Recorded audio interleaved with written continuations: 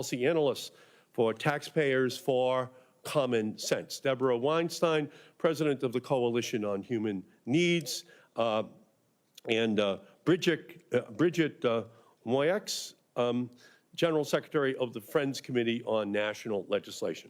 Today, Republicans are once again putting the Pentagon before the people. While American families struggle with skyrocketing health care costs and grocery bills, Republicans are gearing up to fork over another additional $150 billion to the military-industrial complex. That is $150 billion on top of the nearly $900 billion that we spent alone on the Defense Department. We already spend more on the military than the next 9 countries in the world combined. And most of those are our friends. So GOP really stands for grotesquely overfunded Pentagon. And that is what we're here today to talk about. But what if we turn that formula upside down? What else could we do with that additional $150 billion instead of funding more nuclear bombs and redundant weapon systems? Fund up to 2,500 new hospitals at $60 million a hospital. Forgive the loans of nearly 4 million students. Average student debt loan, $37,000. Cancel medical debt for 68 million Americans. Build 650,000 new affordable housing units. Build 60,000 new wind turbines so we don't have to pollute the atmosphere with greenhouse gases. Provide 37 million meals to kids in school every day for a year. Fund universal pre-K for the next decade. So we need to fund education, not annihilation. Medicaid and not missiles. That's why we're here. We're here so we can fight to get this balance correct in the United States. It's time for Republicans to understand the reality that national security also means health and housing and financial security. But no, the Republicans and Donald Trump want to spend more on a Star Wars missile defense and nuclear arsenal, among many other things. We have seen this Republican playbook before. They claim we must cut spending on education, on health care, like Medicaid and the Affordable Care Act, on housing, on foreign aid, on climate solutions. But when it comes to defense contractors, they open the purse strings, pouring billions of dollars into the pockets of their well-connected friends. It is just absolutely shameful. This bloated Pentagon budget does not make us safer. We don't need more nuclear weapons when we already have more than enough to destroy the world 10 times over. We don't need more Star Wars missile interceptors that don't work and will invite a new arms race from our adversaries. We don't need new Sentinel nuclear missiles that will make accidental nuclear war more likely. Real security means investing in our hospitals, pharmacies, community health centers, which are struggling to keep their doors open. Real security means funding public schools and free school meals so students can learn and that they can grow. Real security means tackling the climate crisis head on, building a clean energy future here at home, and breaking the grip of fossil-fueled companies. When Elon Musk and Doge target USAID, the Environmental Protection Agency, the Department of Education, Medicaid, and the Affordable Care Act, somehow or other, the Pentagon's budget goes completely unexamined. They're going to increase that budget. They're going to have tax breaks for billionaires and for millionaires, and they want to balance the budget at the same time. We know where they want to balance the budget. It's going to be in education and healthcare and environment programs all across our society that provide real security for people in their homes where they live. So it's not just wasteful spending at the Pentagon.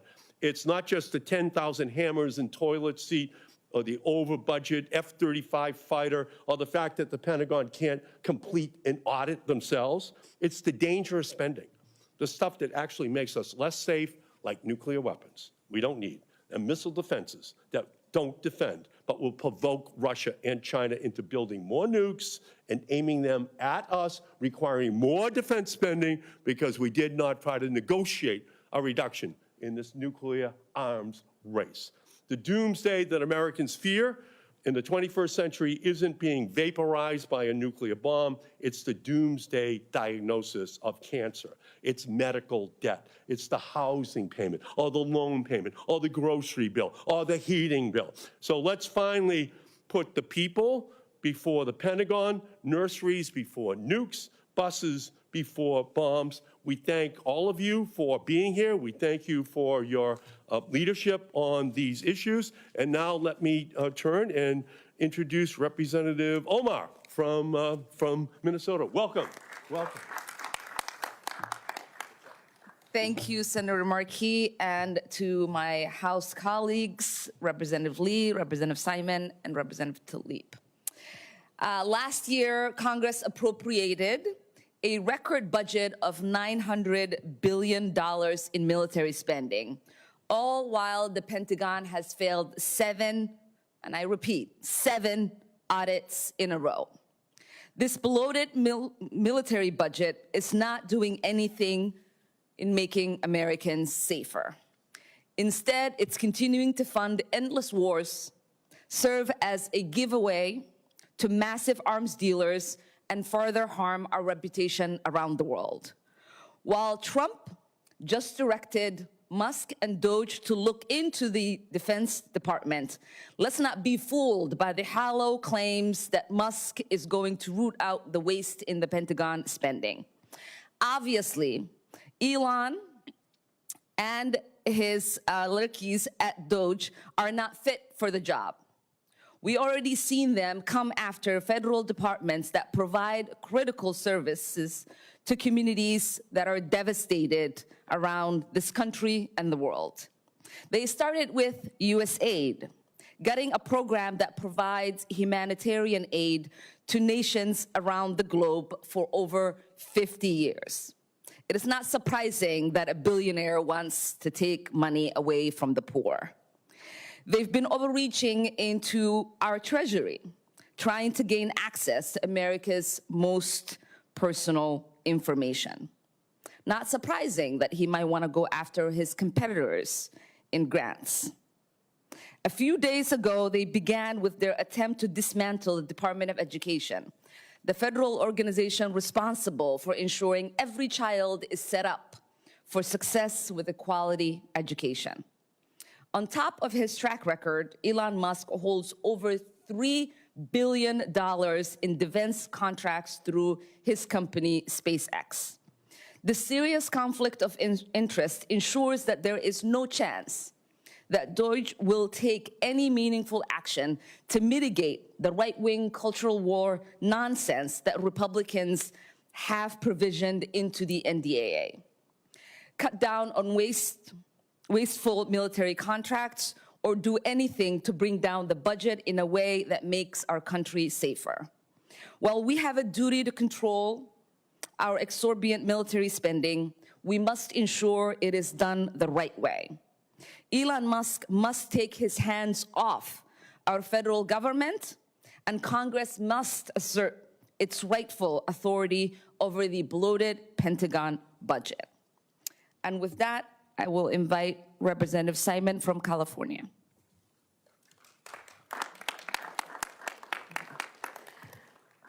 Thank you, Congresswoman, and thank you, Senator, for bringing us all together.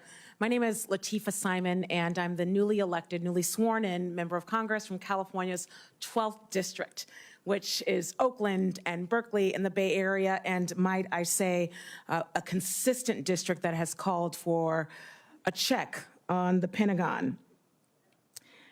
You know, I've spent my life working on the ground in communities. I also come from a military first responder family. There is no doubt in my mind that I believe that the Pentagon is a critically important institution within the diaspora of agencies within our federal government, and I also know that the Pentagon has failed 7 audits. I also know that billions of dollars consistently are spent on contracts that go nowhere. Waste, fraud, and abuse is heavy at the Pentagon throughout multiple administrations, both Democratic and Republican. So as this administration begins the torpedo of throwing families out on the streets by forcing women who are forced to give birth to think about how they're going to deal with decreased SNAP benefits, I want us to think about those 7 failed audits. I want us to think about the thousands of veterans in my district alone who sleep on the streets every single night. I think about the men and women who have come home from unjust wars to homelessness, to 6-month waiting lists at our VAs. My mother worked for the VA for 35 years, serving veterans with love and esteem and pride. As a child, I went up to Fort Miley almost daily. I looked in the faces of those men, many who became like uncles. I understand, as one of the most powerful nations, the most powerful nation in the world, we need a strong and thoughtful Pentagon. So as we continue to defund social services, defund and collapse structures like the Department of Education, I want us to think about an agency who has failed its own audit 7 times, who leaves its veterans out on the street, homeless, without treatment on demand care. I want us to think about the families who suffer as their parents, as their sons, as their daughters return from service with little to no service, little to no opportunities. Listen, we have to get this right. We have to get this right. There's no hyperbole here.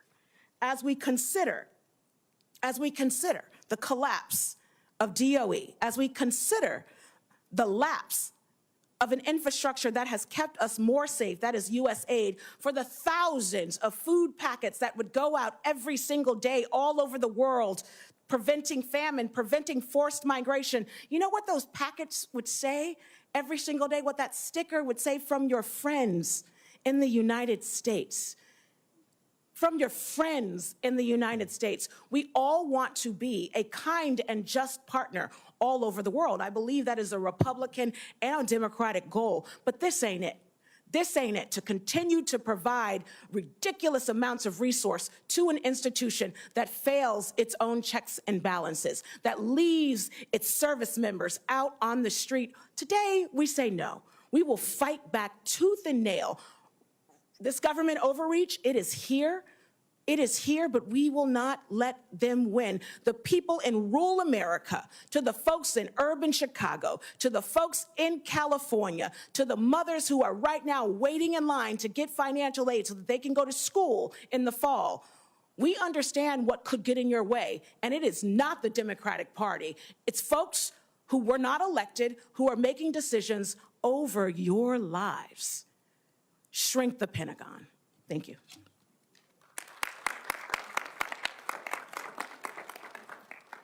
Thank you so much to my colleagues and, of course, the incredible leadership in the Senate for always continue to speak truth to power, as we say in Detroit, about what is going on right now in the federal government. We know that 60% of Americans across our country is living paycheck by paycheck.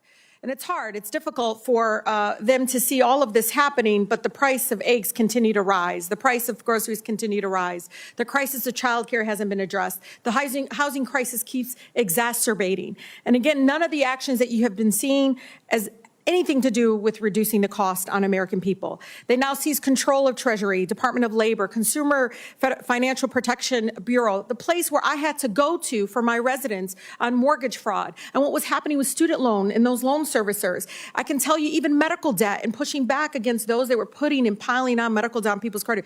They took that agency down.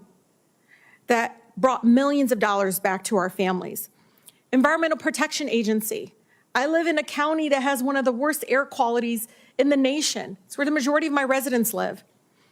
National Institutes of Health. We all know how incredibly important the research is. They have said that they want to shut down the Department of Education. All I keep thinking about is all of our children and students living with disabilities. Where are they going to go? Because those other schools never want them. The National Labor Relations Board. Do you know we still have a wage theft crisis in our country continually? People having the right to organize and them getting shot down over and over again. We need the National Labor Relations Board. And FEMA. I mean, over and over again, we've seen disaster after disaster. They have also set their eyes, and you know this from the beginning, the Social Security Administration. But, you know, last year we saw the Pentagon budget go to $895 billion. So why didn't they start there? Why didn't they start with the Pentagon? The Pentagon can't even pass an audit. We know this, 7 audits. You talk about efficiency? No, in Detroit, we know you're lying. This is not about efficiency. It's because maybe Elon Musk, as Congresswoman Omar said, maybe it's because of the $20 billion in federal contracts. That's where it is in the Pentagon budget. Maybe they have too many friends that have military defense contractor companies. Maybe that's why. Or maybe it's because members of Congress who vote to pass record-breaking Pentagon budgets actually benefit financially, personally, because they own stock in defense contracts. Maybe that's why they didn't start with the Pentagon budget.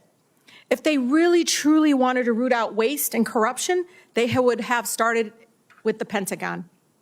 Meanwhile, many of my Republican colleagues in Congress are preparing to pass one of the largest, it doesn't go down, y'all, it keeps going up, largest military contractor handout of military contracts in human history. They wanted to fund Medicare, Medicaid, Social Security, Head Start. Some, even in my own district right now, have not gotten paid. And they're taking care of our babies. SNAP, cancer research, and housing assistance, all programs that families in my district and all of our districts rely on every single day, even in their own districts. Their own districts are being impacted. Why? Because at the end, this is about greed. This is about their billionaire friends getting more tax breaks. These life-saving programs for the American people who are, you know, what many folks, the president and his cabinet billionaires are calling what they call government waste. It's disgraceful. It's lies. We have a Pentagon budget that is approaching, again, $1 trillion. $1 trillion going to weapons and war.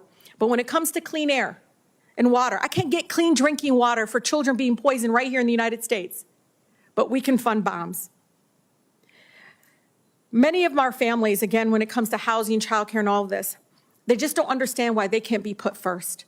They keep wanting to shout onto the rooftop saying, why? Why do you continue not to care about our lives? While billionaires like Elon Musk, CEOs of Lockheed and Boeing will continue to enrich themselves with our tax dollars that could have been spent on feeding the hungry, getting clean water into schools, schools that have garbage bags over drinking fountains, Senator, over drinking fountains, because our babies can't drink their water because of not only one lead, but 11 other contaminants. The childhood crisis is real, so many things, our broken healthcare system, and my colleague, Congresswoman Simon, says all the time, said today about veterans. I always remind people, if the Pentagon budget was really about our veterans, they would be taken care of. They would. It's not. So I'm sick of it, just like the American people are sick of it. It's one of the things that in my community, I don't care if you're Republican or Democrat, when I talk about the Pentagon budget, boy, does it bring the American people together. If our government has endless money for bombs, genocide, and death, they have money to make sure no child in our country goes hungry. Our elected officials are choosing to spend money on war instead of on their constituents and their residents. It's time. It's time that we fund and invest in life and stop funding death. The American people are sick. They're sick and tired of the Pentagon budget. They're sick and tired of endless wars. I really, again, appreciate the leadership and the courage to bring this to light. All of the families that have contacted my office, not one of them agrees with what is going on right now, even those that voted for him. That tells you that they're moving in this direction, but also it reminds us that we need to continue to be consistent no matter who is president when it comes to the Pentagon budget, no matter who it is. We got to continue to speak up. With that, I'm going to have Robert Wiseman, who's been doing an incredible job at Public Summer. Oh, I'm so sorry. I didn't, Summer. It's honestly, it's right after. Don't you? Congresswoman Summer Lee.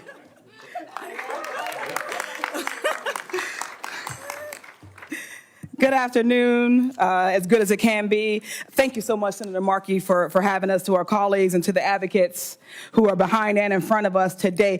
I thank you, my colleagues, for the remarks.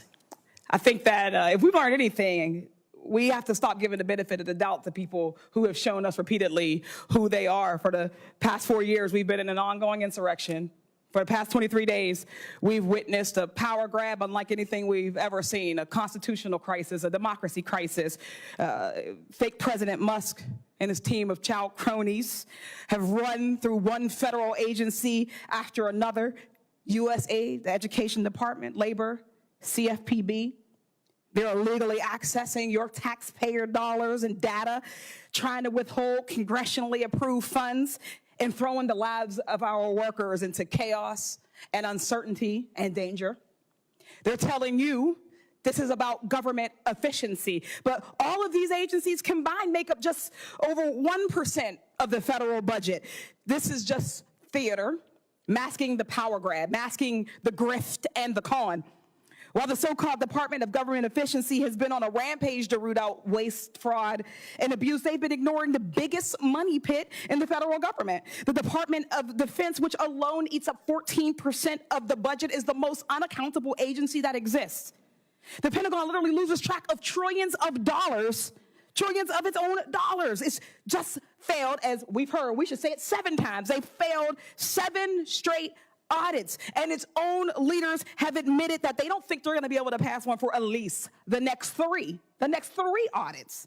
If Musk and Trump actually cared about waste, fraud, and abuse, they start with the agency that for years now can't even find its own money.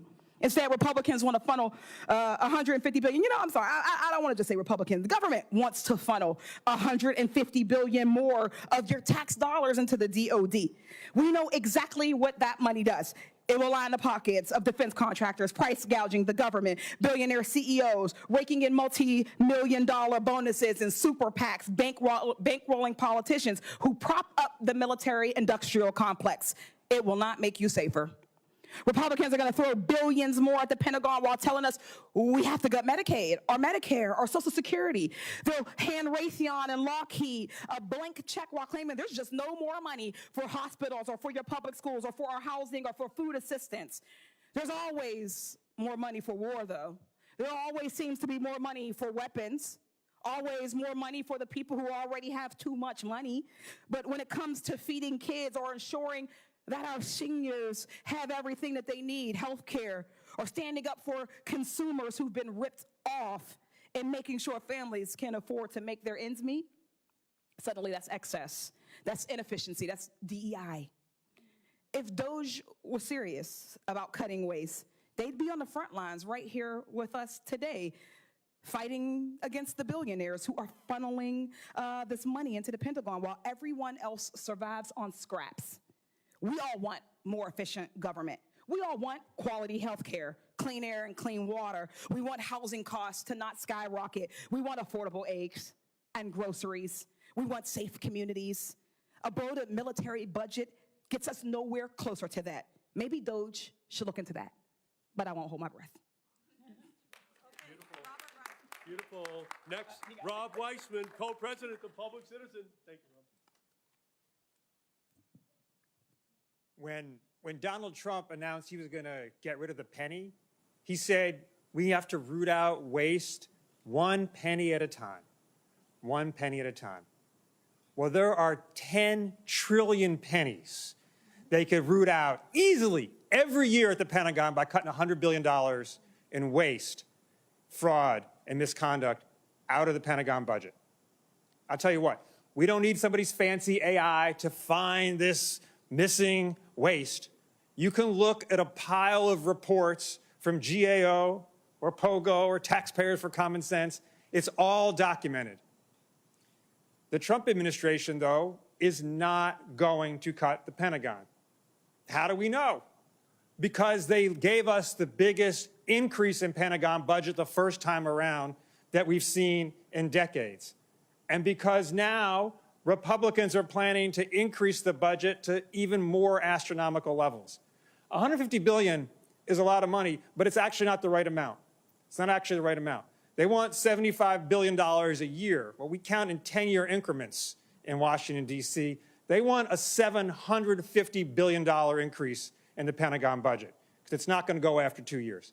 A $750 billion increase in the Pentagon budget. And it's always the case that the money for the Pentagon is coming from human needs, but this time it's going to come directly from human needs. They're going to justify this increased expenditure by cutting spending for Medicaid, for SNAP, for food stamps, for environmental protection, for education, on down the list. The money is coming directly out of human needs and going into the Pentagon budget.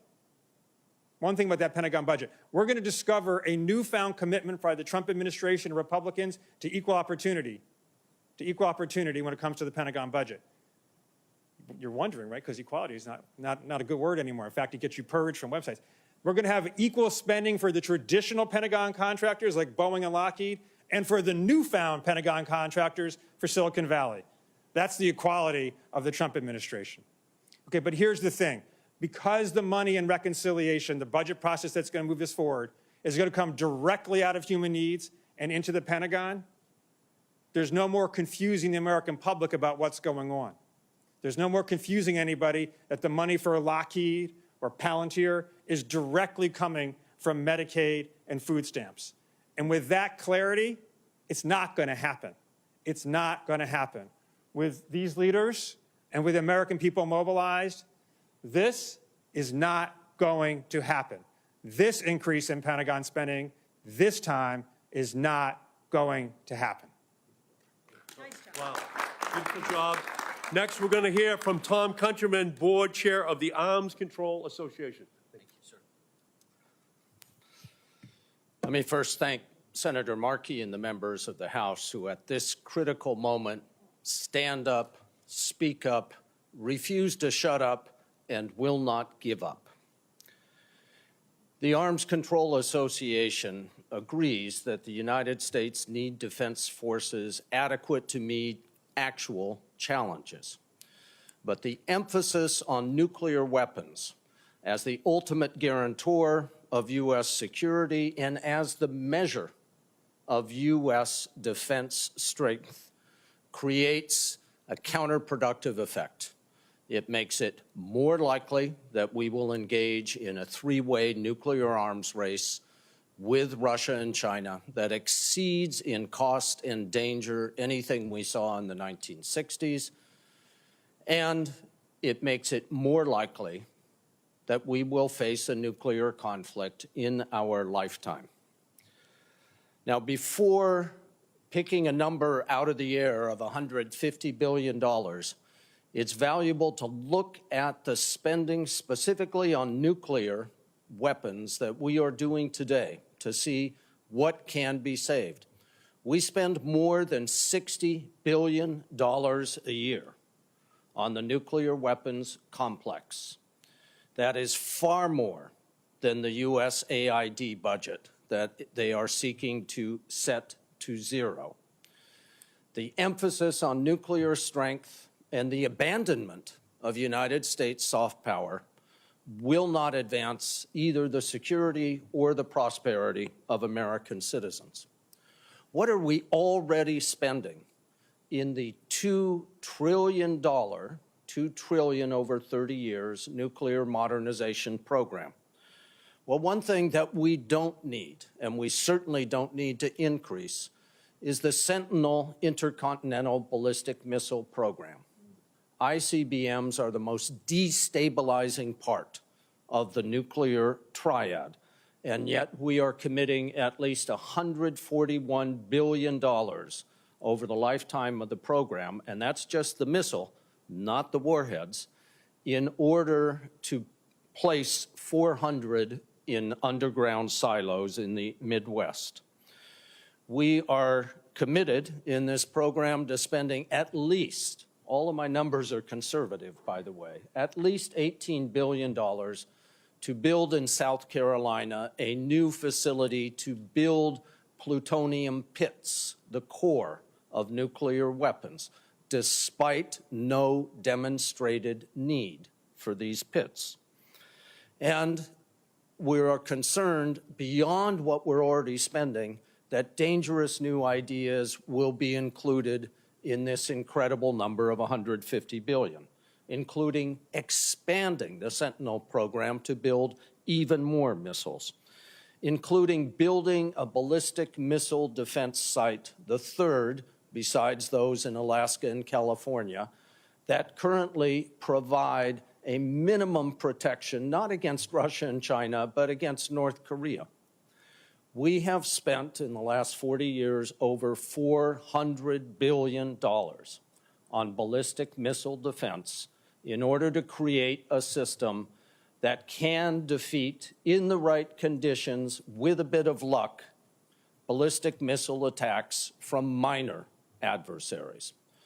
But ask any physicist and they will tell you what politicians and defense contractors will not tell you, that it is physically impossible to build a dome, a defense that will protect the United States against ICBM attack from Russia or China. And yet, still hundreds of billions of dollars are forecast to be spent on this effort. There's a lot that we should look at what we've already committed to, and we have to look with a microscope at the new ideas for nuclear spending that are contained in this $150 billion proposal. The failure to use diplomacy to reduce nuclear risk, and I remind you that the U.S. has only 15% as many nuclear warheads as we had 50 years ago, that has made us marginally safer, reversing the trend, fueling a new arms race, increasing the risk of nuclear conflict, will not serve the interests of any of us. Thank you.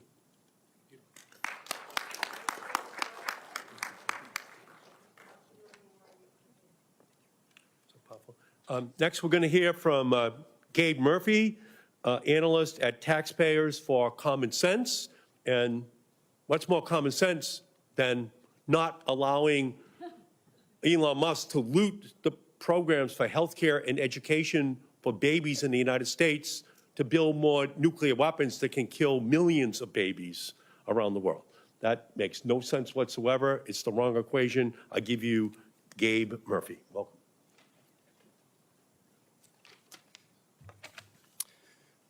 Thank you, Senator Markey, for hosting this event, and thank you all for being here. My name is Gabe Murphy. I work at Taxpayers for Common Sense, which is a national, nonpartisan budget watchdog.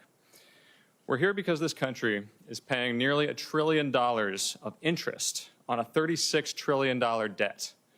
Yet some lawmakers want to add an extra $150 billion to the Pentagon and put us on a path to spending 5% of GDP on the Pentagon.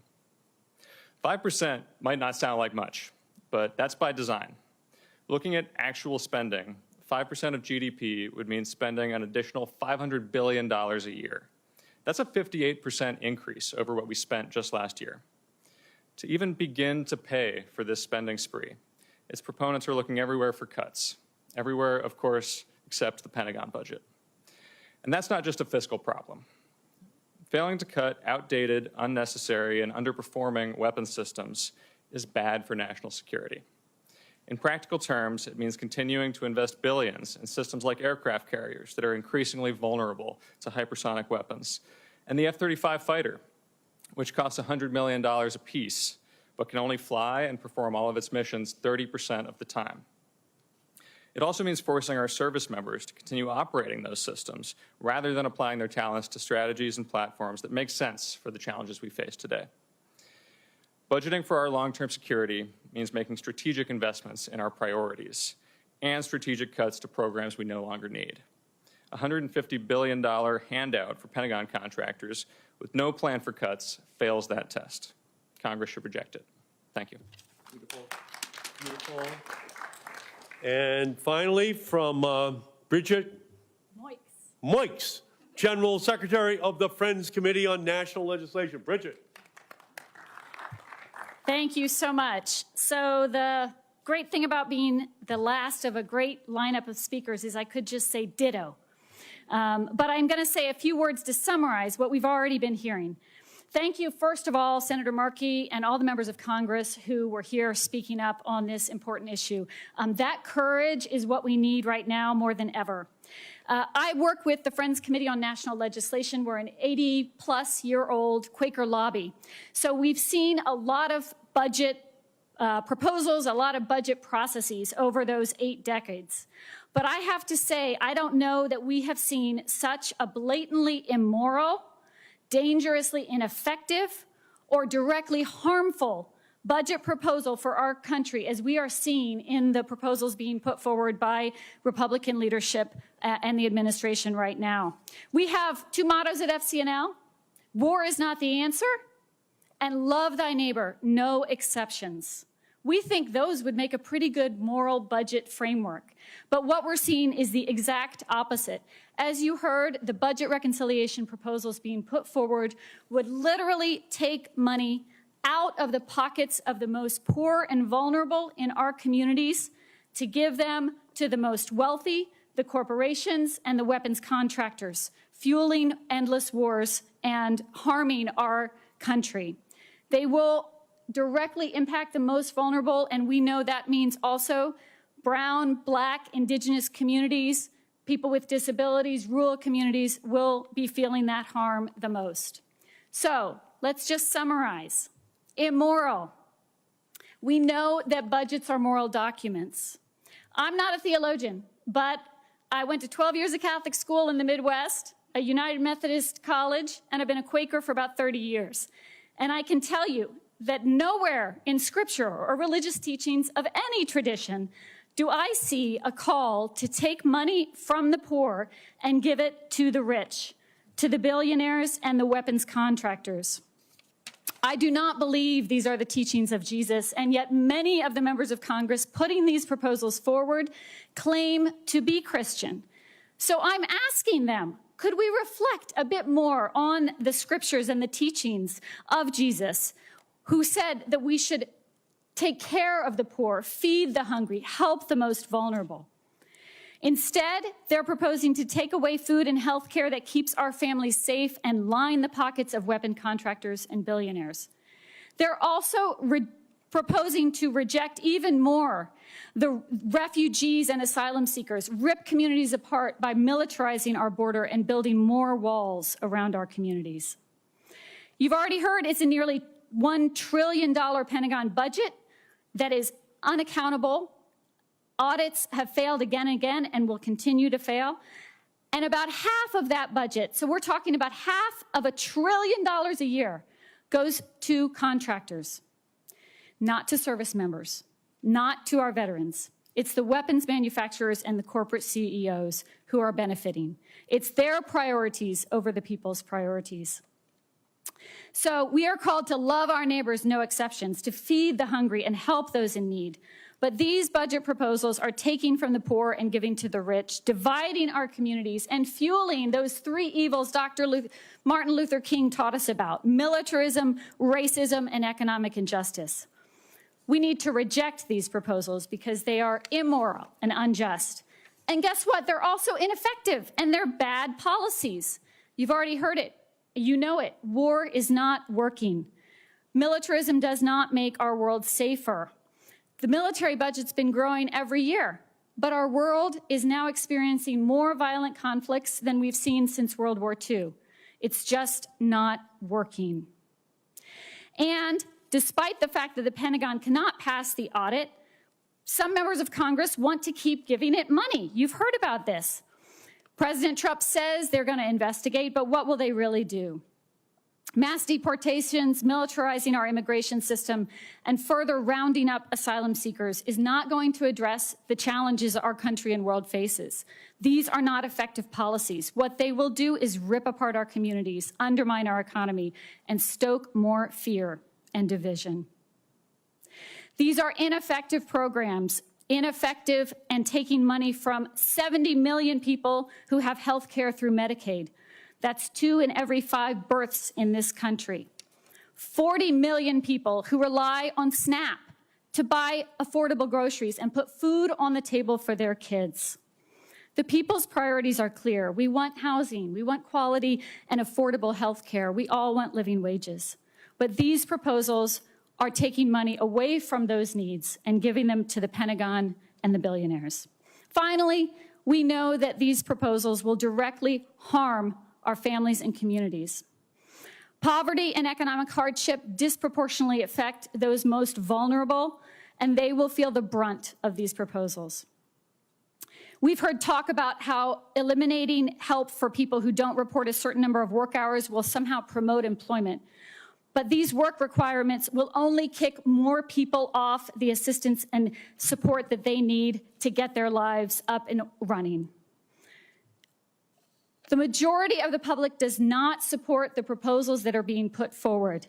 And we need to support these members of Congress and many others who will be standing up to reject them. We know from experience that runaway military spending leads to runaway wars, endless wars that have taken the lives of too many soldiers and civilians and left our country entangled for years in crises that do not have military solutions. These proposals are immoral, ineffective, and harmful for our country and communities. So I want to thank you all for being here. I want to thank these members of Congress for standing up for what is right, what is just, what is effective, and what will make our country and our communities safer and more prosperous. Thank you. Thank you, Bridget, so much. So to summarize, Donald Trump and Elon Musk are seeking to loot Medicaid, the Affordable Care Act, the Clean Air and Clean Water, the educational programs for children across the country, to take hundreds of billions of dollars in order to give tax breaks to billionaires and millionaires, and to increase the number of nuclear weapons and defense spending in our country. It is a formula which will not win. We're going to take it to the people of the country, and we are going to have a battle on the floor of the House and Senate, and we will win because the people will back our position. Thank you all so much for coming. Much appreciated. Thank you.